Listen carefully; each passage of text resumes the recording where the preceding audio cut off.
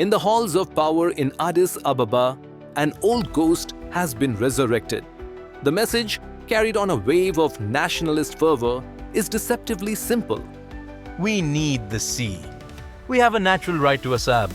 We are unjustly landlocked. The talking points echo across television studios, press briefings, and social media. They're framed as justice, as national dignity, as a return to what was once ours. But behind this wall of sound, there is a deafening silence. Despite all the noise, Ethiopia has never filed a single legal claim.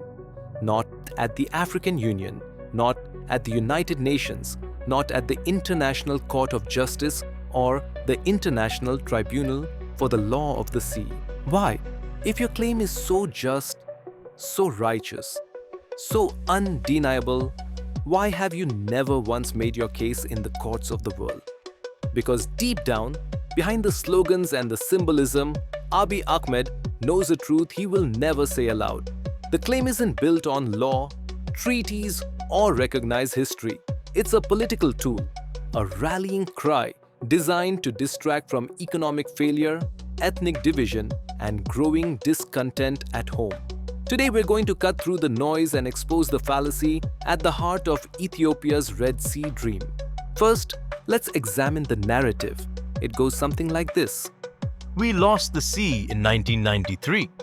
They ask, How can a nation of over 120 million be locked inland, while a neighbor of just 3 million controls strategic ports? it's an emotional argument. It's designed to feel like an injustice. But let's pause and ask three simple questions. What exactly was lost? Who lost it? And more importantly, was it ever Ethiopia's to begin with? The reason Ethiopia avoids international courts is simple. There is no legal ground to stand on. Modern international law is built on treaties and recognized sovereignty. Fact 1. No treaty in the modern era has ever granted Ethiopia sovereignty over the port of Assab or the Eritrean coastline. In fact, the opposite is true. The 1889 Treaty of Wuchale and the 1896 Treaty of Addis Ababa, both signed by Ethiopia's emperor, Menelik II, explicitly recognized Italy's colonial claim over Eritrea, creating a defined border that left Ethiopia landlocked. Fact 2. Since Eritrea's independence in 1993, not a single nation on earth has recognized Ethiopian sovereignty over any part of Eritrea's coast. 0. International recognition is the currency of statehood and borders. Fact 3. There is no modern historical map, not from the League of Nations, not from the United Nations, that shows an independent Ethiopia with uninterrupted control of the Red Sea coast after the establishment of Eritrea's colonial borders around 1890. What does exist is a clear record of colonization, followed by annexation, occupation, and later Ethiopia's own official acknowledgement of Eritrea's sovereignty. Second, let's examine the Axumite Fallacy. Proponents of the Red Sea claim often reach deep into history, to the ancient kingdom of Axum. They say Axum was Ethiopian and Axum controlled the Red Sea. Therefore, the Red Sea is Ethiopian. But this is a dangerous distortion of history. Yes, the Axumite Empire, at its peak around the 4th century AD, controlled vast territories, including parts of the Red Sea coast. But here's the twist they leave out. The political and economic heart of Axum was centered in what is today Eritrea and the Tigray region of northern Ethiopia. Its main port, the source of its mercantile power, was Addis. Addis is not in Ethiopia. It is deep inside modern-day Eritrea.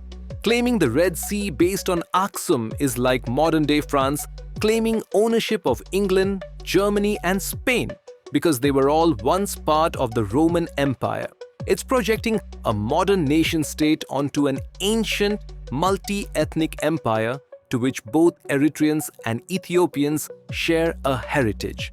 It's a historical fallacy. Let's fast forward to the modern era. In the late 1800s, as European powers scrambled for Africa, the map of the Horn was redrawn. In 1869, an Italian shipping company purchased land at Assab. By 1882, the Italian government formally took control. In 1885, they occupied Massawa. On January 1st, 1890, the colony of Eritrea was officially proclaimed with its own borders, administration, and port systems. From that moment on, Ethiopia was landlocked. Not because of a modern injustice, but because in the age of nation-states, it had never consolidated and extended its sovereignty to the coast. Third, occupation is not ownership. The story gets even more complicated after World War II. After Italy's defeat, the fate of its former colony, Eritrea, fell to the newly formed United Nations. The decision, enshrined in UN Resolution 390V in 1950, was a compromise. Eritrea would be federated with Ethiopia. Crucially, it was supposed to be an autonomous unit, with its own parliament, its own constitution, its own flag, and control over its internal affairs. But Emperor Haile Selassie had other plans.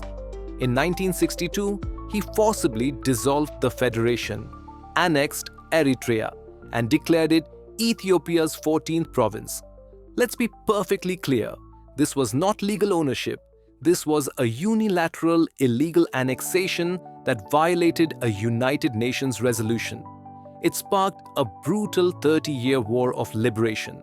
For 3 decades, Ethiopia's presence in Eritrea was that of a military occupier, fighting a bloody war against an independence movement supported by the Eritrean people. That war ended in 1991. 2 years later, in 1993, Eritrea held a UN-supervised and monitored referendum.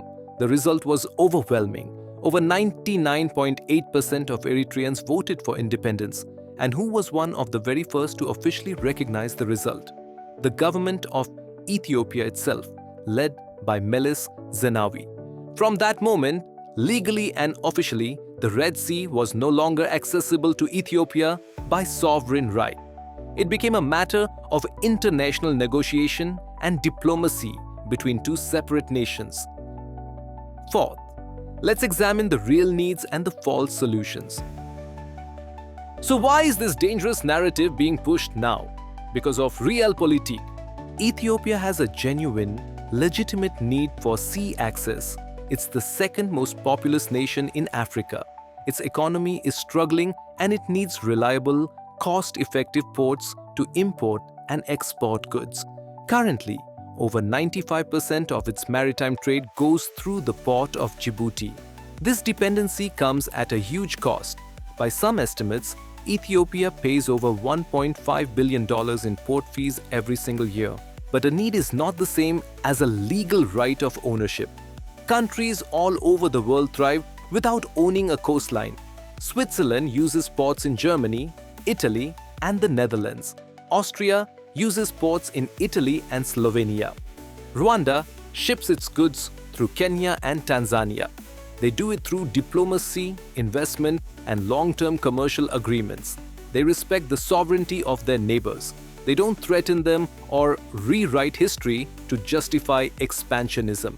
Instead of pursuing this proven diplomatic path, Ethiopia's current leadership is choosing provocation. Their controversial 2024 Memorandum of Understanding with Somaliland, a breakaway region of Somalia, in exchange for a naval base and port access, sent shockwaves through the region. It bypassed the sovereign government of Somalia, creating instability and undermining the very principles of the African Union. This is the path of threats, not diplomacy, of might over right. The only path forward. So, let's return to the truth. The fairy tale of a stolen coastline is just that, a fairy tale. It's a myth useful for stoking nationalism and distracting a population from real problems. Here's what Ethiopians deserve. Not propaganda, but honest leadership that negotiates durable, long-term port access through respectful diplomacy. not threats of force. Here's what Eritreans deserve: not looming fears of invasion masked as a natural right, but the peace, dignity, and sovereignty they fought and voted for, recognized without question. And here's what the Horn of Africa needs: less myth, more truth. The sea was never Ethiopia's to lose. It was never taken. It was never promised in the modern era. Ethiopia is a landlocked nation because the Ethiopian nation-state has never legitimately owned a sea line. The only path forward now is through truthful history, diplomatic realism, and mutual respect. The sea can be a bridge for commerce and cooperation, an engine for shared prosperity. It can unite, not divide.